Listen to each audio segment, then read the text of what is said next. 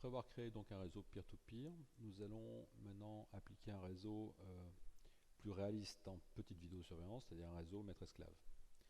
Donc première chose à faire, il va nous falloir désappairer et revenir en paramètres usine sur les différents boîtiers configurés tout à l'heure. Donc nous sélectionnons l'unité maître, celle qui était connectée en Ethernet, et on va la rapatrier dans la zone des adaptateurs.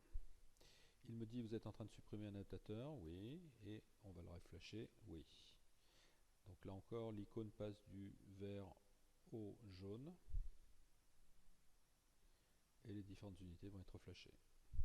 C'est-à-dire qu'on va retirer le profil et on va leur retirer aussi le mot de passe des Volo 2016 qu'on avait rentré tout à l'heure. Voilà pour cette étape. Alors à ce niveau-là, nous allons pouvoir backuper les adaptateurs sous forme de fichiers CSV qu'on pourra sauvegarder, de manière à pouvoir les transmettre à un collègue qui pourrait faire le flashage à un autre endroit, sur un autre PC. Car parfois ceux qui vont préparer la base de données ne sont pas ceux qui vont intervenir sur site. Donc dans ce cas-là, j'ai mes boîtiers ici, j'en ai 5. Je vais pouvoir faire base de données, exporter les adaptateurs libres, j'indique un chemin et je vais donner un nom, donc export unité des Volo, voilà, POE.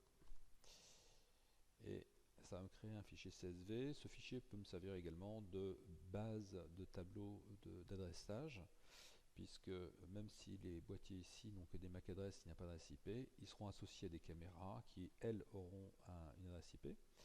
Et ce qui est important, c'est qu'ici, je vais avoir de mémoriser la MAC adresse, ce qui va me permettre de gérer tout ce qui est maintenance, et la clé de sécurité qui permettra de gérer l'accès et le reflashage des unités en cas de besoin.